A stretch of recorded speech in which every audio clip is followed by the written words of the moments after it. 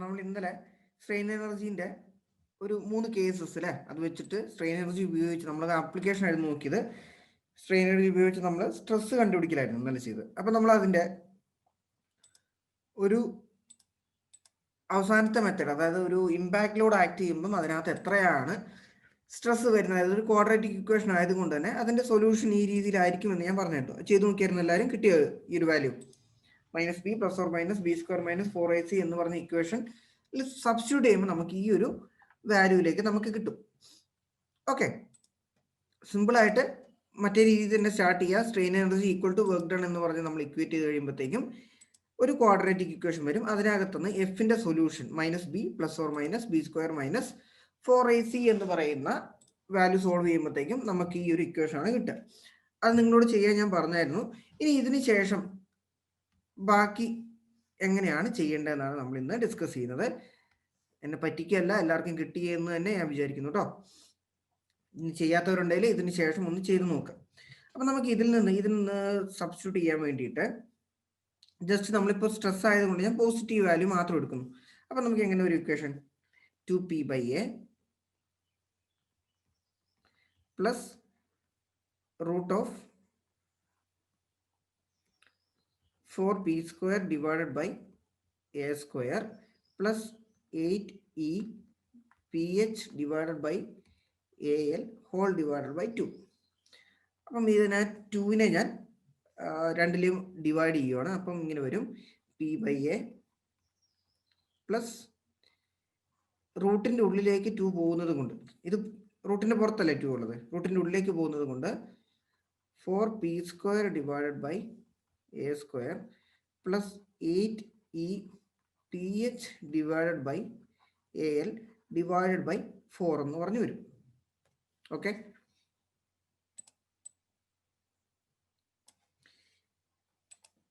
this will be equal to p/a plus root of p square divided by a, കാരണം divide by 4 രണ്ടിടത്തും കൊടുക്കണം, plus 8/4 എന്ന് പറയുമ്പോഴത്തേക്കും 2e p divided by a into h/l. Okay അല്ലേ?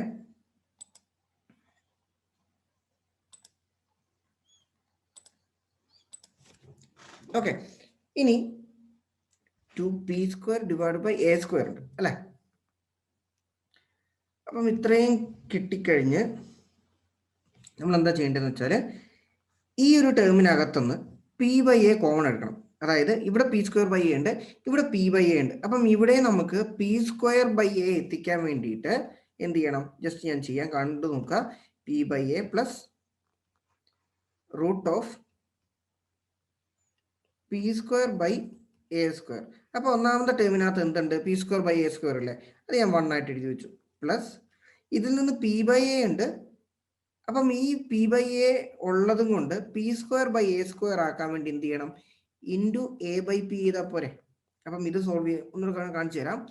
2e into p/a into h/l. അപ്പം ഇവിടെ p square by a square ആയിട്ട് എനിക്ക് പുറത്തെടുക്കണമെങ്കിൽ ഞാൻ എന്തുകൊണ്ട് മൾട്ടിപ്ലൈ ചെയ്യണം? ഒരു a/p കൊണ്ട് മൾട്ടിപ്ലൈ ചെയ്യാം. അപ്പം കട്ട് ചെയ്ത് പോയി കഴിയുമ്പോഴത്തേക്ക് എന്ത് തന്നെ വരും? നമുക്ക് ഈ പഴയ ടേം തന്നെ കിട്ടാൻ വേണ്ടിയിട്ട് p square by a square ആക്കാൻ വേണ്ടി ഒരു a/p-നെ ഞാൻ മൾട്ടിപ്ലൈ ചെയ്യുന്നു. അപ്പം ഇത് എത്രയായിട്ട് വരും? p square by a square, അതായത് ഈ p square by a square ഞാൻ പുറത്തെടുത്തു. ബാക്കി ഉണ്ടാവുക 2e ah divided by p into l. Okay ആണോ? ഓക്കെ ആണേ ഓക്കെ എന്ന് പറ. മനസ്സിലായോ?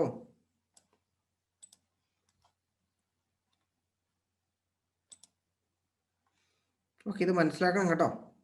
ഇതിൻ്റെ ഡെറിവേഷൻ കാര്യങ്ങളൊക്കെ വന്നാൽ നമ്മൾ ചെയ്യാൻ പറ്റണം. ഓക്കെ, ആർക്കും ഡൗട്ടില്ല എന്ന് തന്നെ വിചാരിക്കുന്നു. മുന്നോട്ട് പോവാണ്. ഓക്കെ, ഇനി നമുക്ക് ഈ p/a കൂടെ ഞാൻ പുറത്തെടുക്കുക. അപ്പം എന്ത് ചെയ്യണം? p/a പ്ലസ് ഈ p square by a square റൂട്ടിന് പുറത്തെടുക്കുവാണെങ്കിൽ എന്തായിട്ട് വരും? ആ പുറത്ത് പി ബൈ എ ആയിട്ട് വരും. Into root of 1 plus 2e AH divided by p into l. Okay, ഇതാണ് നമ്മുടെ സൊല്യൂഷൻ ആയിട്ട് വരിക. അപ്പം ഇത് സോൾവ് ചെയ്യുമ്പോൾ എന്ത് തന്നെ വരും? P by a into 1 plus root of 1 plus 2e AH divided by p into l.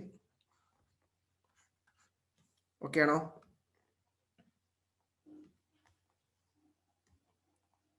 Okay, ഇനി തൊട്ട് നിങ്ങൾ വൈകിയാണ് ക്ലാസ്സിലേക്ക് എൻ്റർ ചെയ്യുന്നതെങ്കിൽ ഞാൻ എൻ്റർ ചെയ്യിക്കുന്നില്ല. കാരണം ഇപ്പോൾ 2-3 ദിവസമായിട്ട് സ്ഥിരമായിട്ട് വൈകി വരുന്ന ആൾക്കാരൊക്കെ ഉണ്ട്. ഓക്കെ,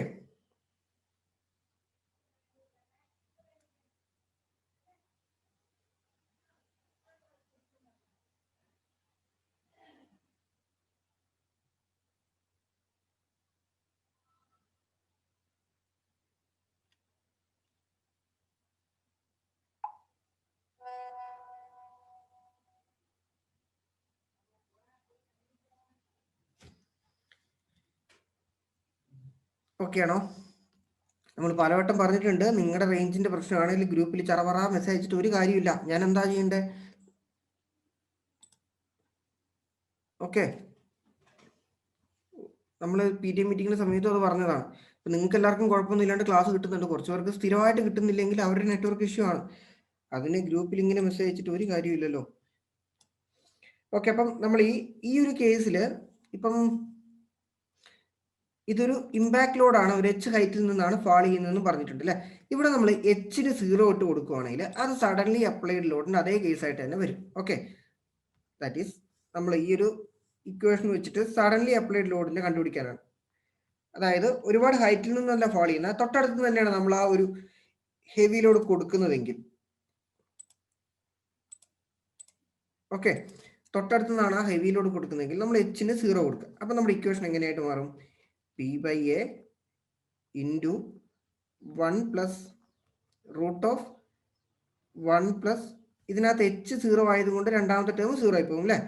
1 പ്ലസ് 0 വരും. അപ്പോൾ എത്ര വരും? P by a into 1 plus root of 1 എന്ന് പറയുന്നത് 1 തന്നെ. എത്ര വരും? 2p by a. ഓക്കെ ആണോ? ജസ്റ്റ് ഇതിൻ്റെ ഒരു ആപ്ലിക്കേഷൻ പോലെ നമ്മൾ സഡൻലി അപ്ലൈഡ് ലോഡിന്റെ അതേ ഇമ്പാക്ട് തന്നെ, അതേ വാല്യൂ തന്നെ കിട്ടും. Hന്റെ വാല്യൂ 0 ആണ്. അതായത് പെട്ടെന്ന് തൊട്ടടുത്ത് തന്നെ ഒരു ഹെവി ആയിട്ട് ലോഡ് പെട്ടെന്ന് അപ്ലൈ ചെയ്യുവാണ്. അത് തന്നെയാണല്ലോ ഈ സഡൻലി അപ്ലൈഡ് ലോഡ്. ഓക്കെ ആണോ? ആ ഒരു കാര്യം മനസ്സിലായോ? അപ്പം നമുക്ക് അത്രയും കാര്യങ്ങളാണ് ഈ ഒരു ചാപ്റ്ററിൽ നിന്ന് നമുക്ക് ഡെറിവേഷൻ അല്ലെങ്കിൽ കുറച്ച് ഇക്വേഷൻ ആയിട്ട് പഠിക്കാനുള്ളത്. അപ്പം നമ്മൾ ഓർക്കേണ്ടത് എന്താണ്? റെസിലിയൻസ് എന്ന് പഠിക്കുക, എന്താണ് അതിന്റെ ഇക്വേഷൻ എന്ന് പഠിക്കുക, പിന്നെ ഈ 3 കേസ് സഡൻലി അപ്ലൈഡ് ലോഡിന് എത്രയായിരിക്കും സ്ട്രെസ് ജനറേറ്റഡ് ആവുന്നത്, ഈ വക കാര്യങ്ങൾ. അപ്പം ഞാൻ ഒന്നുകൂടെ പറയാം. ഇപ്പോൾ ക്ലാസ് തുടങ്ങിയിട്ട് 15 മിനിറ്റ് ആയി. 10 മിനിറ്റിന് ശേഷം ക്ലാസ്സിൽ ജോയിൻ ചെയ്യാൻ നോക്കുന്നവരെ ഞാൻ എൻ്റർ ചെയ്യിക്കത്തില്ല. ആ ഒരു റെക്കോർഡ് ക്ലാസ് കണ്ടാൽ മതി. അപ്പോൾ നാളെ തൊട്ട് അതായിരിക്കും. കാരണം ഈ വൈകി കയറി വന്നിട്ട് കാര്യമൊന്നുമില്ല. ഇപ്പം നമ്മൾ ഈ പറഞ്ഞ ഇക്വേഷൻ എന്തെങ്കിലും നിങ്ങൾക്ക് മനസ്സിലായിട്ടുണ്ടാവുമോ? ഇല്ല, അതുകൊണ്ടാണ്. അപ്പം നമ്മൾ പറഞ്ഞിട്ടുണ്ട് ചൊവ്വ, ബുധൻ, വ്യാഴം രാവിലെ 9 മണിക്ക് TS ഉണ്ടാവും. ബാക്കി 2 ദിവസങ്ങളിൽ 10 മണിക്ക് ശേഷമായിരിക്കും CM&D. ക്ലാസ്സിന് എന്തെങ്കിലും മാറ്റം ഉണ്ടെങ്കിൽ ഞാൻ എന്താക്കുന്നതാണ് നേരത്തെ ഗ്രൂപ്പിൽ പറയേണ്ട, അല്ലാത്ത പക്ഷം നിങ്ങൾക്ക് ക്ലാസ് ഉണ്ടാവും. ഓക്കെ, ക്ലിയർ ആണോ? ക്ലിയർ ആണോ? എന്തെങ്കിലും പ്രശ്നമുണ്ടോ അതിനകത്ത്? ഇല്ലല്ലോ. വൈകി വന്നിട്ട് കാര്യമില്ല. വെറുതെ ക്ലാസ് കയറി ഇരിക്കുക, അറ്റൻഡൻസ് പറഞ്ഞിട്ട് പോവുക എന്നല്ലാണ്ട് ഇതിനകത്ത് എന്തെങ്കിലും വൈകി വന്നാൽ നിങ്ങൾക്ക് മനസ്സിലാവും. നിങ്ങൾക്ക് തോന്നുന്നുണ്ടോ? അതുകൊണ്ടാണ് പരമാവധി ആ 9 മണിക്ക് തന്നെ അത് കണ്ടിന്യൂ ചെയ്യുക. അല്ലെങ്കിൽ റെക്കോർഡ് ക്ലാസ് ഉണ്ടാവും. ലൈവ് ക്ലാസ് ആവശ്യമില്ലാത്തൊരു റെക്കോർഡ് ക്ലാസ് കണ്ടാൽ മതി.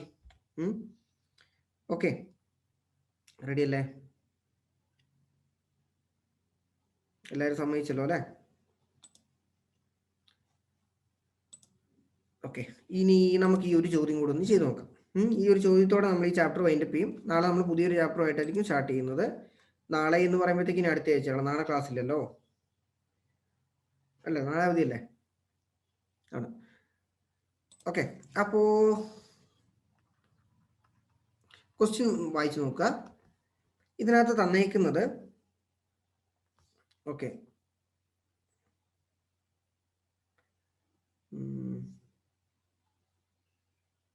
മോഡുലസ് ഓഫ് ഇലാസ്റ്റിറ്റി തന്നിട്ടുണ്ട്. മോഡുലസ് ഓഫ് ഇലാസ്റ്റിറ്റി എന്ന് പറയുന്നത് 200 kN/mm². ക്വസ്റ്റ്യൻ ഒന്ന് വായിച്ചു നോക്കിക്കേ. A compressive load of 40 kN is suddenly applied on a bar of 30 mm dia and 4 meter long. What is the resilience and modulus of resilience on the body? എന്താ ഇതിനകത്ത് കണ്ടുപിടിക്കേണ്ടതെന്ന് മനസ്സിലായോ? Okay, നിങ്ങൾക്ക് ഇപ്പം text കാര്യങ്ങൾ എന്തെങ്കിലും ഉണ്ടെങ്കിൽ നിങ്ങൾ ടെക്സ്റ്റ് എടുത്തോണ്ട് വെച്ചിട്ട് ഇതിന്റെ സൊല്യൂഷൻ എടുക്കാൻ പോയാൽ നിങ്ങൾക്ക് ഒരു കാര്യം ഉണ്ടാവില്ല. കാരണം നിങ്ങളിപ്പോൾ ഈ ക്വസ്റ്റ്യൻ വായിച്ചിട്ട് നിങ്ങളൊന്ന് ആലോചിച്ച് നോക്കണം എങ്ങനെയായിരിക്കും ഇത് ചെയ്യുന്നതെന്ന്. അതിനുശേഷം മാത്രം നിങ്ങൾക്ക് ടെക്സ്റ്റ് എല്ലാ കാലത്തും കയ്യിൽ ഉണ്ടാവുന്നതാണ്. അപ്പോൾ ക്ലാസ്സിന്റെ സമയത്ത് ടെക്സ്റ്റ് കയ്യിൽ തുറന്നു വെക്കാനോ അല്ലെങ്കിൽ ടെക്സ്റ്റ് വേണമെങ്കിൽ നിങ്ങൾക്ക് നേരത്തെ നോക്കി വെക്കാം. പക്ഷെ ടെക്സ്റ്റ് തുറന്നുകൊണ്ട് ഇരുന്ന് ആൻസർ സോൾവ് ചെയ്യണമെന്നില്ല. അതിനേക്കാളും പേര് നിങ്ങൾ റെക്കോർഡ് ക്ലാസ് കാണുന്നത്. ഒരു ക്വസ്റ്റ്യൻ കിട്ടിയാൽ അതെങ്ങനെയാണ് നമ്മൾ ആലോചിക്കുക എന്ന് ക്ലാസ്സിൽ നിന്ന് തന്നെ നിങ്ങൾക്ക് ആലോചിക്കാനാണ് നമ്മൾ ലൈവ് സെക്ഷൻ്റെ ക്വസ്റ്റ്യൻസ് ഒക്കെ ഡിസ്കസ് ചെയ്യുന്നത്. ഓക്കെ, അപ്പം ഇതിനകത്ത് നമ്മൾ എന്താ കണ്ടുപിടിക്കണ്ടേ? വേഗം പറ, എന്താ ഇതിനകത്ത് കണ്ടുപിടിക്കണ്ടേ? റെസിലിയൻസ് കണ്ടുപിടിക്കണം. അതിൻ്റെ കൂടെ തന്നെ മോഡുലസ് ഓഫ് റെസിലിയൻസും കണ്ടുപിടിക്കണം. നമുക്ക് തന്നേക്കുന്ന ഡീറ്റെയിൽസ് എന്തൊക്കെയാണ്? ഇതിനകത്ത് ആക്ട് ചെയ്യുന്ന ലോഡ്, അതായത് ആക്ട് ചെയ്യുന്ന ഫോഴ്സ് പി അല്ലേ, 40 kN എന്ന് പറയുമ്പോൾ എത്രയാണ്? 40 × 10⁻³ ന്യൂട്ടൺ അല്ലേ. പിന്നെ അതിൻ്റെ ഡയമീറ്റർ തന്നിട്ടുണ്ട്. ബാറിൻ്റെ ഞാൻ 5 എന്നാണ് ഡിനോട്ട് ചെയ്യുന്നത്. 5 എന്ന് പറയുന്നത് 30 mm. 5 വെച്ച് നമ്മൾ എന്തായിരിക്കും കണ്ടുപിടിക്കേണ്ടത്? ഏരിയ അല്ലേ, ക്രോസ് സെക്ഷൻ ഏരിയ കിട്ടും. 5/4 × 30². ഇനി ബാറിന്റെ ലെങ്ത് തന്നിട്ടുണ്ട്. ലെങ്ത് എന്ന് പറയുന്നത് 4 മീറ്റർ. ഇത്രയാണല്ലോ തന്നേക്കുന്നത്. പിന്നെ മോഡുലസ് ഓഫ് ഇലാസ്റ്റിറ്റി എന്ന് പറയുന്നത് 200 kN/mm². അപ്പം ഇത്രയും വെച്ച് നമ്മൾ എന്താ ഇനി ആദ്യം കണ്ടുപിടിക്കുക? ആദ്യം തന്നെ ഇതിനകത്ത് ആക്ട് ചെയ്യുന്ന സ്ട്രെസ് കണ്ടുപിടിക്കാം അല്ലേ. കാരണം നമുക്ക് സഡൻലി അപ്ലൈഡ് ലോഡ് ആണെങ്കിൽ അതിനകത്ത് ആക്ട് ചെയ്യുന്ന സ്ട്രെസ് എത്രയായിരിക്കും? സ്ട്രെസ് എന്ന് പറയുമ്പോൾ നമ്മൾ F/A എന്നാണ് നമ്മൾ പഠിച്ചത് അല്ലേ. പക്ഷെ ഇവിടെ സഡൻലി അപ്ലൈഡ് ലോഡ് എന്ന് പറയുമ്പോഴത്തേക്കും നമുക്ക് അവിടെ ഒരു മാറ്റം വരുന്നുണ്ട്. എത്രയാണ്? നമ്മൾ ആ ഇക്വേഷൻ ഇപ്പോൾ പഠിച്ചേ ഉള്ളൂ. ഇതിനകത്ത് ആക്ട് ചെയ്യുന്ന stress for suddenly applied load ആണെങ്കിൽ എത്രയായിരിക്കും? സഡൻലി അപ്ലൈഡ് ലോഡ് ആണെങ്കിൽ എത്രയായിരിക്കും?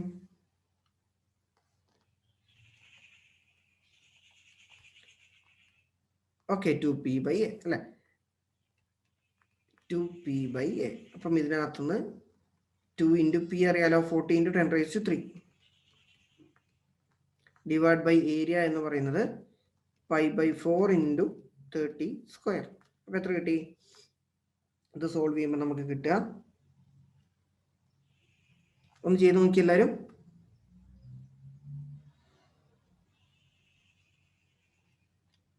സോൾവ് ചെയ്യുമ്പോൾ എത്ര കിട്ടുക? ഇത് സോൾവ് ചെയ്യുമ്പോൾ കിട്ടുന്ന ആൻസർ എന്ന് പറയുന്നത് 113.2 Nm/mm². അപ്പം നമുക്ക് ഇതിനകത്ത് ആക്ട് ചെയ്യുന്ന സ്ട്രെസ് കിട്ടി. ഓക്കെ, ഇതിനകത്ത് ആക്ട് ചെയ്യുന്ന സ്ട്രെസ് നമുക്കിപ്പോൾ കണ്ടുപിടിച്ചു. സ്ട്രെസ് ആണോ കണ്ടുപിടിക്കാൻ പറഞ്ഞേക്കുന്നത്? നമ്മളോട് കണ്ടുപിടിക്കാൻ പറഞ്ഞേക്കുന്നത് റെസിലിയൻസ് ആണ്. റെസിലിയൻസ് എന്ന് പറയുന്നത് എന്താണ്? സ്ട്രെയിൻ എനർജി, അല്ലെങ്കിൽ ഈ ഫോഴ്സ് കാരണം ഇതിനകത്ത് സ്റ്റോർ ചെയ്യപ്പെടുന്ന വർക്ക് ഡൺ. ഇങ്ങനെ എന്തായിട്ട് ചോദിച്ചാലും നമ്മൾ കണ്ടുപിടിക്കേണ്ടത് സെയിം സാധനം തന്നെയാണ്. അപ്പോൾ ഇതിനകത്ത് ഒന്നെങ്കിൽ നമ്മൾ വർക്ക് ഡൺ കണ്ടുപിടിക്കുക, അല്ലെങ്കിൽ സ്ട്രെയിൻ എനർജി, അല്ലെങ്കിൽ നമ്മുടെ ക്വസ്റ്റ്യൻ എന്തായിരുന്നു? റെസിലിയൻസ് കണ്ടുപിടിക്കാം. അപ്പോൾ റെസിലിയൻസ് എന്ന് പറയുന്നത് എന്താണ്? നമുക്കറിയാം, ആ ഒരു ലോഡ് കാരണം അതിനകത്ത് വരുന്ന വർക്ക് ഡൺ അല്ലേ. ഇപ്പോഴൊക്കെയാണ് ആൾക്കാർ കയറി വരുന്നത്, എന്തിനാണ് ഞാൻ ഇവരെ കയറ്റുന്നത്?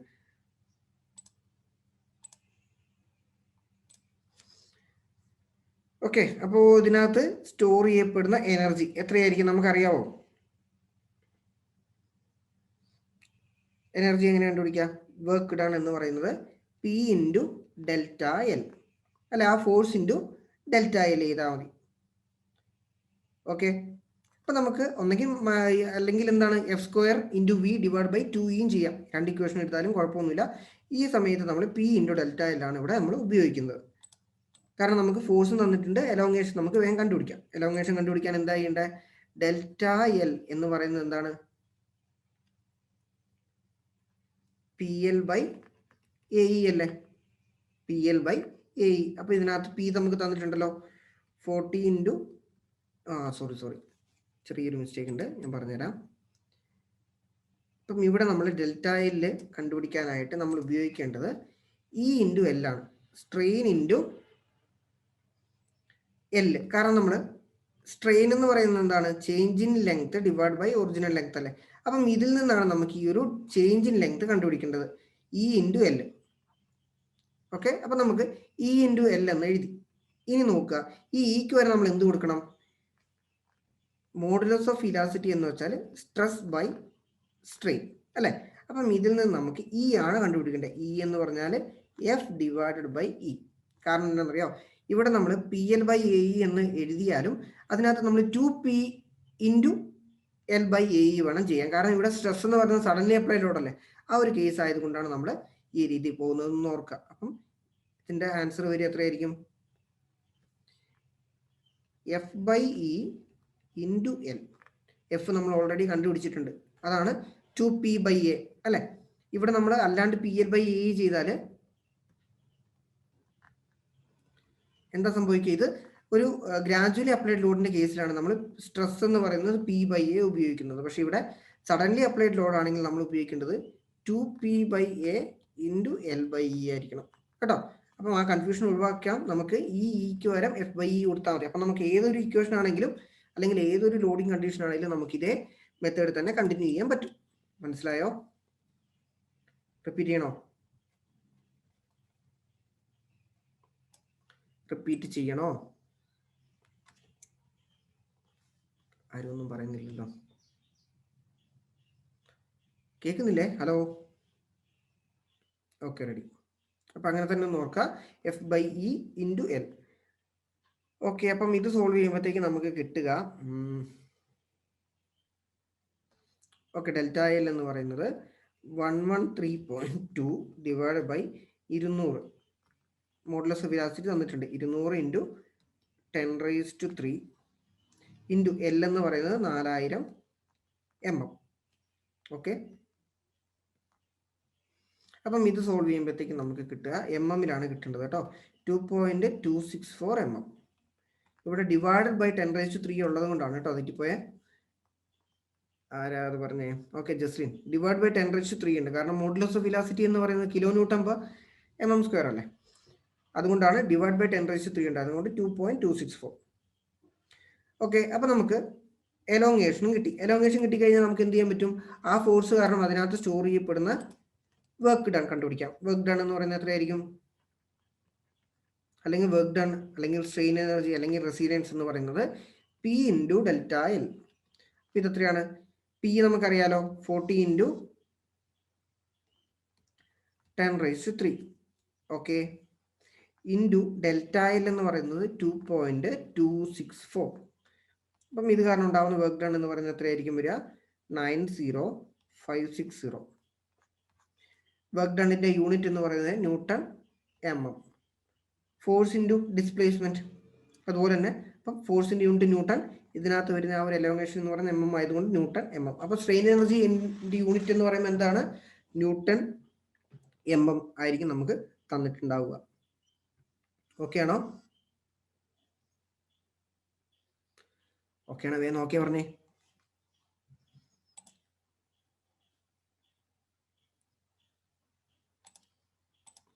ഓക്കെ, സിമ്പിൾ അല്ലേ? സിമ്പിൾ അല്ലേ? ആവണല്ലോ അല്ലേ. ഇനി നമ്മൾ എന്തുകൂടെ ഇതിനെ കണ്ടുപിടിക്കാനുള്ള modulus of resilience. Modulus of resilience എങ്ങനെ കണ്ടുപിടിക്കുക? മോഡുലസ് ഓഫ് റെസിലിയൻസ് എങ്ങനെയാ കണ്ടുപിടിക്കുക? ഈ കിട്ടിയ റെസിലിയൻസ് പെർ യൂണിറ്റ് വോളിയം അല്ലേ മോഡുലസ് ഓഫ് റെസിലിയൻസ് എന്ന് പറയുന്നത്.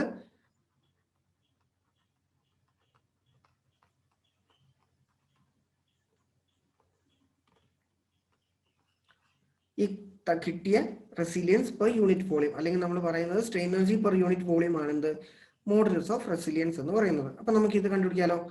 അപ്പം റെസിലിയൻസ് എന്ന് പറയുന്നത് എത്രയാണ് നമുക്ക് കിട്ടിയിരിക്കുന്നത്? 90,560 അല്ലെ, 90,560. ഇനി ഇതിന്റെ വോളിയം കണ്ടുപിടിക്കാം. ഓക്കെ, അപ്പം നമുക്ക് വോളിയം എന്ന് പറയുന്നത് ഏരിയ ഇൻറ്റു ലെങ്ത് ആയിരിക്കും. അപ്പം പോയ ഗ്യാപ്പിൽ കണ്ടുപിടിച്ചോ, ഏരിയ ഇൻറ്റു ലെങ്ത്. അപ്പം നമുക്ക് ഏരിയ നമുക്ക് തന്നിട്ടുണ്ടല്ലോ, 5/4 ഇൻറ്റു എത്ര വരും, അല്ല നമ്മൾ ഏരിയ നേരത്തെ കണ്ടുപിടിച്ചായിരുന്നു അല്ലേ, 706.86 5/4 ഇൻറ്റു 13 സ്ക്വയർ ഇൻറ്റു 4000. അപ്പം എത്ര വരും, 706.86 ഇൻറ്റു 4000 ചെയ്യുമ്പോൾ നമുക്ക് കിട്ടുക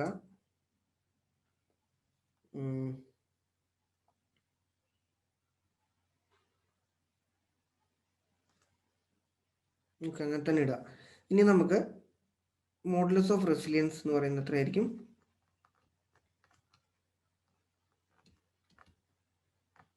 വിൽ ബി ഈക്വൽ ടു നേരത്തെ കണ്ടുപിടിച്ച resilience 9560 divided by 706.86 into 4000.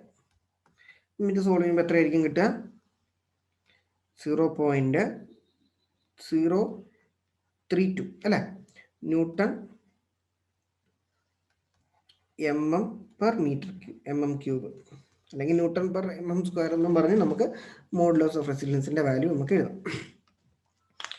Okay, ഇത്രയാണ് ഡിസ്കസ് ചെയ്തത്. അപ്പം നമ്മൾ ഇന്നത്തെ ഒരു ക്വസ്റ്റ്യനിൽ എങ്ങനെയാണ് നമ്മൾ മോഡുലസ് ഓഫ് റെസിലിയൻസ് തന്നിരിക്കുന്ന ഒരു സഡൻലി അപ്ലൈഡ് ലോഡിന്റെ കേസ് വെച്ചിട്ട് നമുക്ക് എങ്ങനെയാണ് മോഡുലസ് ഓഫ് റെസിലിയൻസ് കണ്ടുപിടിക്കുന്നത് എന്നാണ് നമ്മൾ നോക്കിയത്. അപ്പം ബേസിക് ആയിട്ട് അധികം ടഫായിട്ടുള്ളൊരു ചാപ്റ്റർ ഒന്നുമല്ല, സിമ്പിൾ ആയിട്ടുള്ള ഒരു ചാപ്റ്ററാണ്. പിന്നെ പഠിപ്പിച്ച പ്രോബ്ലം വരെ നിങ്ങൾ വൃത്തിക്കൊന്ന് മനസ്സിലാക്കണം.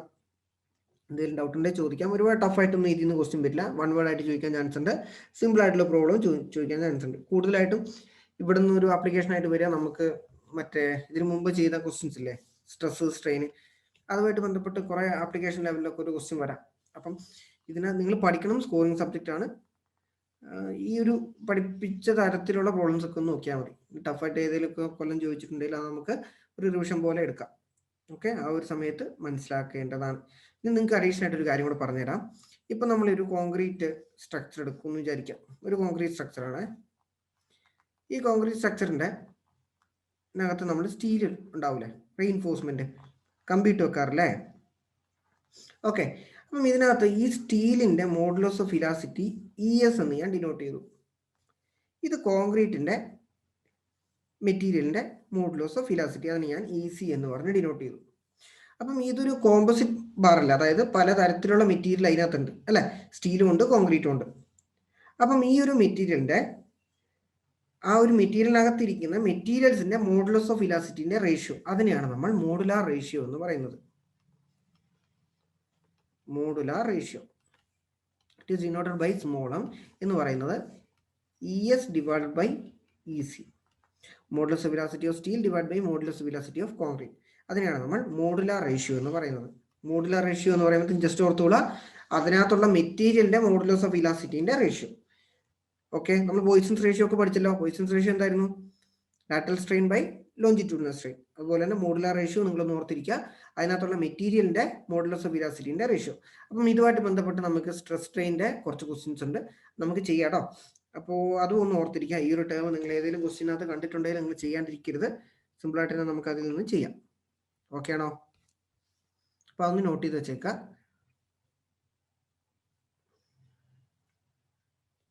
ഏരിയ കണ്ടുപിടിക്കുന്നതിന് πr² ചെയ്തൂടെ? πr² ചെയ്യാൻ കുഴപ്പമൊന്നുമില്ല. പക്ഷെ അതിനകത്ത് നമുക്ക് ഡയമീറ്റർ അല്ലേ തന്നേക്കുന്നത്. ഡയമീറ്റർ തന്നെക്കൊണ്ട് 5/4 × d² എന്ന് പറഞ്ഞ് ചെയ്തു മാത്രം. ഓക്കെ, r എന്ന് പറയുന്നത് d/2 അല്ലേ, ആ ഒരു d/2ന്റെ സ്ക്വയർ, അതുകൊണ്ടാണ് നമ്മൾ d/4 എന്ന് എഴുതിയത്, d²/4. അങ്ങനെയും ചെയ്യാം, കുഴപ്പമൊന്നുമില്ല. πr² ആണ് നമ്മൾ പഠിച്ചുകൊണ്ടിരുന്നത്. പക്ഷെ ഇതിനകത്ത് എല്ലാ കേസിലും തന്നെ ഡയമീറ്റർ അല്ലേ വരും. അപ്പോൾ ചിലപ്പോൾ സമയത്ത് നമ്മൾ ഡയമീറ്റർ ഡിവൈഡ് ചെയ്യാൻ വിട്ടുപോകും. അതുകൊണ്ടാണ് നമ്മൾ ഈ π/4 d² എന്ന് പിന്നെയും പറയുന്നത്. ഓക്കെ, അപ്പോൾ നമ്മൾ ഇന്നത്തെ സെക്ഷൻ വൈൻഡപ്പ് ചെയ്യുകയാണ്. അപ്പോൾ നമുക്കിനി വെള്ളിയാഴ്ച കൺസ്ട്രക്ഷൻ മെറ്റീരിയൽ ആയിരിക്കും. കൺസ്ട്രക്ഷൻ മെറ്റീരിയൽ അപ്പം ചൊവ്വാഴ്ച സ്റ്റാർട്ട് ചെയ്യാം. ഓക്കെ, അപ്പോൾ എല്ലാവരും ആ ക്ലാസ് മിസ്സാക്കരുത്, ലൈവായിട്ട് തന്നെ അറ്റൻഡ് ചെയ്യണം. Thank you. ബൈ.